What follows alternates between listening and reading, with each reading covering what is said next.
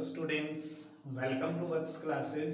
आज हम इस वीडियो में करेंगे base and their types and their properties of chapter 2 acid base and salt, NCERT science class 10th। इससे पहले हम एसिड के टाइप्स एंड एसिड की प्रॉपर्टीज हम कर चुके हैं। जिससे ने वो वीडियो नहीं देखी है, इस वीडियो के डिस्क्रिप्शन में लिंक आपको मिल जाएगा, वहां से वीडियो को आप देख लीजिए। तो हम शुरू करते हैं बेस। बेस क्या होता है? अक्षार बोलते हैं बेस को हिंदी में। तो इसकी डेफिनेशन क्या रहेगी? The chemical substances which have bitter taste are called bases. ऐसे रासायनिक पदार्थ जो स्वाद में खट्टे होते हैं, ठीक है, वो क्या होते थे? एसिड। अब यहां पर हम पढ़ रहे हैं बेस, तो ऐसे रासायनिक पदार्थ जो स्वाद में कड़वे होते हैं उन्हें हम क्या कहते हैं? बेस। डिफरेंस मैंने आपको बता दिया, एसिड कैसे होते हैं? खट्टे, और बेस कैसे होते हैं? कड़वे। ठीक है, आगे देखेंगे। They change the colour of red litmus to blue and gives OH minus hydroxide ion बोलते हैं इसको इन द एक्वस सॉल्यूशन। यहां पर क्या है? ये रेड लिटमस को ब्लू में चेंज कर देते हैं और जो हाइड्रोक्साइड आयन देते हैं एक्वस सॉल्यूशन के अंदर, उसको हम क्या कहते हैं? बेस। एसिड में क्या था आपको पता है? जो स्वाद में कैसे होते थे? खट्टे होते थे, और जो लिटमस पेपर होता है ब्लू कलर का, उसको वो रेड में चेंज करते थे, और वहां पर एक्वस सॉल्यूशन के अंदर H+ आयन कंसंट्रेशन देते थे। वो H+ आयंस गिव्स करते थे जो एक्वस सॉल्यूशन के अंदर। क्लियर है? समझ में आ रहा होगा?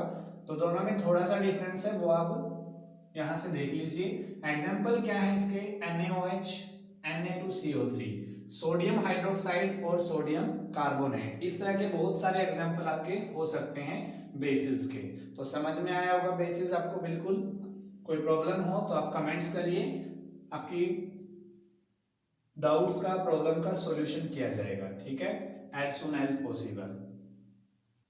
उसके बाद क्या आता है? Types of basis. जैसे आपको पता है एसिड के भी दो डिपेंड्स करते थे, due to nature and due to strength. दो टाइप्स होते थे नेचर के अकॉर्डिंग, और दो टाइप्स होते थे हमारे स्ट्रेंथ के अकॉर्डिंग। सेम एज यहाँ पर बेसिस के भी क्या है?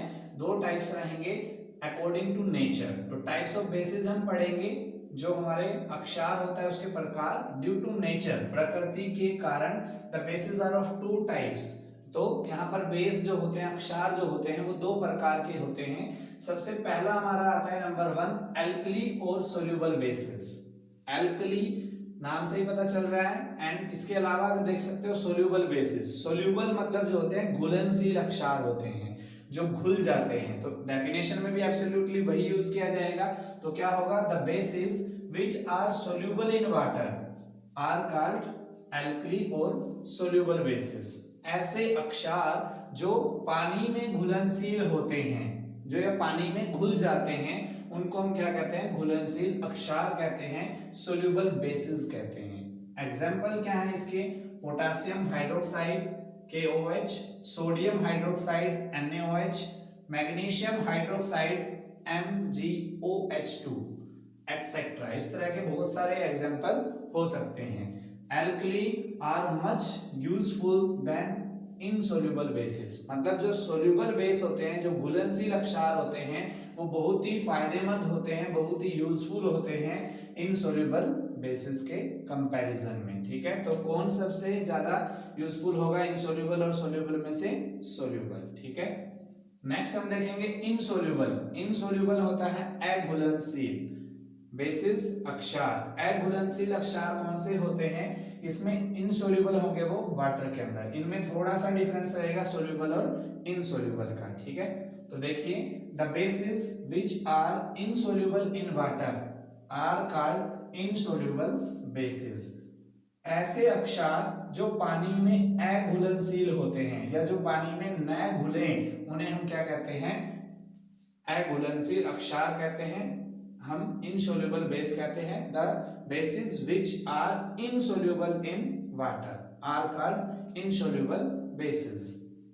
इसमें हम देखेंगे एग्जाम्पल क्या रहेगा, कॉपर 2 ऑक्साइड। 2 ये ऑक्सीडेशन स्टेट लिखा हुआ है क्योंकि कॉपर 3 ऑक्सीडेशन स्टेट में भी आता है। तो कॉपर 2 ऑक्साइड जो होता है कॉपर ऑक्साइड बोलते हैं, एंड मैग्नीशियम ऑक्साइड होता है। दोनों एग्जाम्पल किसके हैं, इनसोल्यूबल बेसिस के। ऐसे और भी बहुत सारे बेस हैं जो इनसोल्यूबल बेस होते हैं, ठीक है, जो पानी में नहीं घुलते। नेक्स्ट हमारा आता है टाइप ऑफ बेसिस। वो तो अभी हमने पढ़ा नेचर की वजह से कितने टाइप्स होते हैं बेस के। अब हम पढ़ेंगे types of base due to strength के ऊपर। स्ट्रेंथ मतलब ताकत, ठीक है, कौन स्ट्रॉन्ग होगा और कौन वीक होगा, इसी के अकॉर्डिंग दो टाइप्स होते हैं हमारे। The bases are two types. Number 1 आपका आता है स्ट्रॉन्ग बेसिस। स्ट्रॉन्ग बेसिस मतलब ताकतवर अक्षार।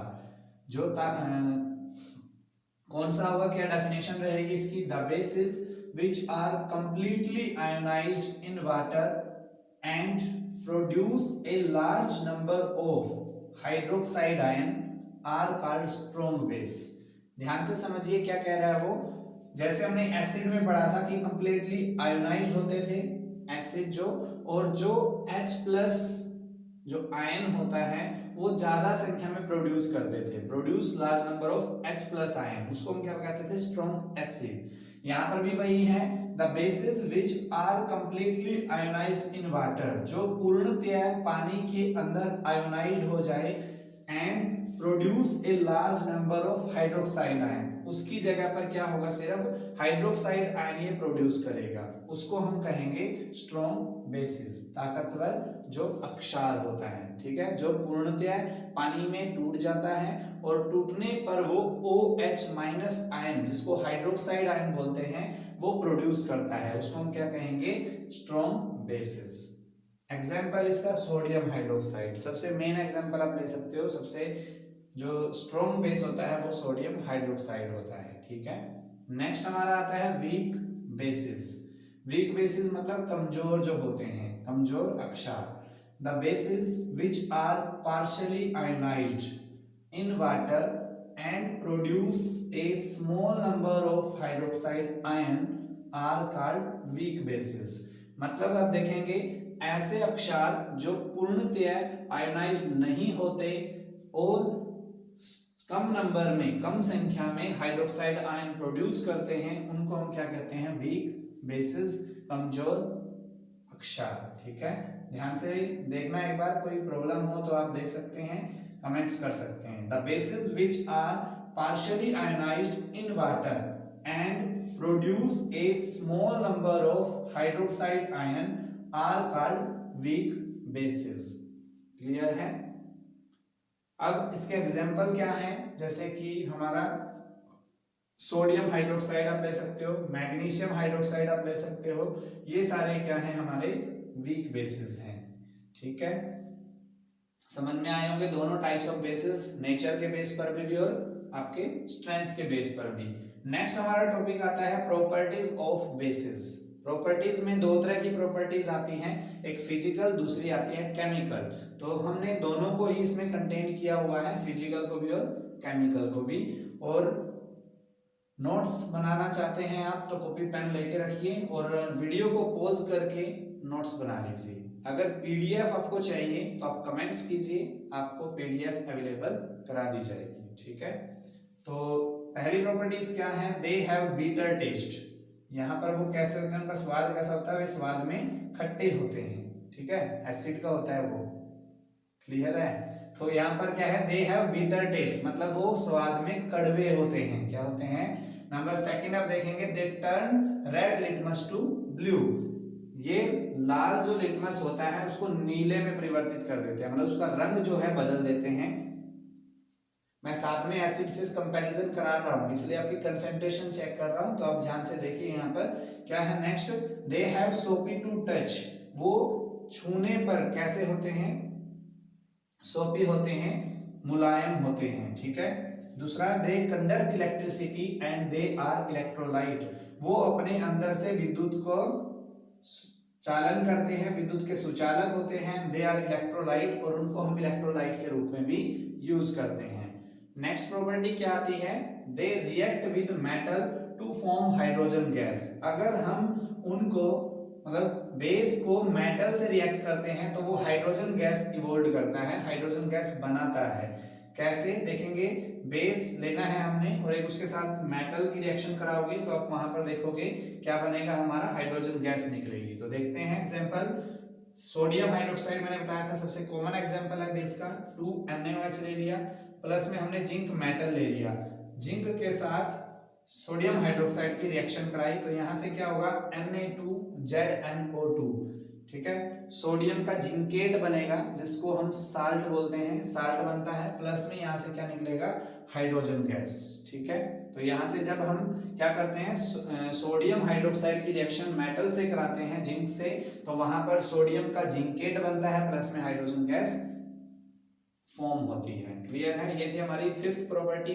सिक्स्थ प्रॉपर्टी में क्या है, they react with acid to form salt and water. जैसे हमने बताया था एसिड वाली प्रॉपर्टीज में भी कि अगर आप एसिड की रिएक्शन बेस से कराते हो तो वहां से साल्ट प्लस वाटर बनता है, उस रिएक्शन का नाम क्या बताया था हमने, न्यूट्रलाइजेशन रिएक्शन। तो वही बेस के रिगार्डिंग भी होगी, बेस की अगर रिएक्शन एसिड से कराओगे तो वही है साल्ट प्लस वाटर बनेगा। जैसे 1 में 2 ऐड करते हो तो 3 आता है ना, तो 2 में 1 ऐड करोगे तब भी क्या आएगा, 3 तो आएगा। तो यही बात है कि बेस की रिएक्शन एसिड से कराओ या एसिड की रिएक्शन बेस से कराओ तो आपका बनेगा क्या, साल्ट एंड वाटर, ठीक है। एग्जांपल देखिए, सोडियम हाइड्रोक्साइड हमने ले लिया बेस, प्लस में H2SO4 सल्फ्यूरिक एसिड हमने ले लिया एसिड, यहां से हम देखेंगे क्या बन रहा है, Na2SO4 सोडियम का सल्फेट बना, प्लस में हमारे 2 मॉलिक्यूल्स ऑफ वाटर के फॉर्म हो गए। तो यहां से जब आप रिएक्शंस बेस की एसिड से कराओगे तो साल्ट प्लस वाटर बनेगा, ये फॉर्मूला भी आप याद रख सकते हैं। नेक्स्ट प्रॉपर्टीज क्या आती है, they react with non metal oxide. अगर आप बेस की रिएक्शन नॉन मेटल ऑक्साइड से कराते हो to form salt and water, तो वहां भी क्या होगा, साल्ट एंड वाटर बनेगा। तो देखते हैं कैसे बनेगा।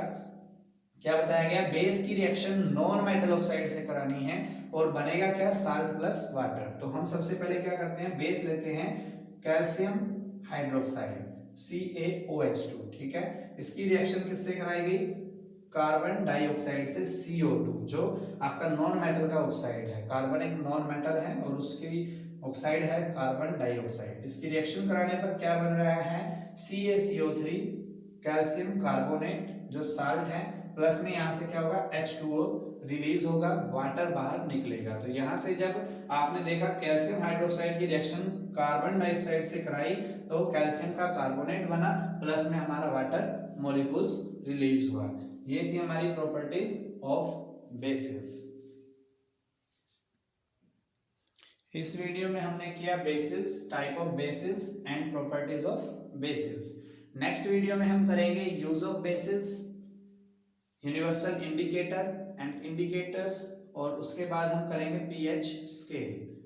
तो ऐसे वीडियोस के लिए हमारे चैनल्स को सब्सक्राइब कीजिए, लाइक कीजिए और अपने व्यूज या अपने डाउट्स एज ए कमेंट्स हमें सेंड करते रहिए, जिससे हम आपके डाउट्स क्लियर भी कर सकें और हमारा उत्साह भी बढ़ता रहे और हम कैसे आपके लिए ऐसी ऐसी वीडियो लेके आते रहें। Thank you so much for your support.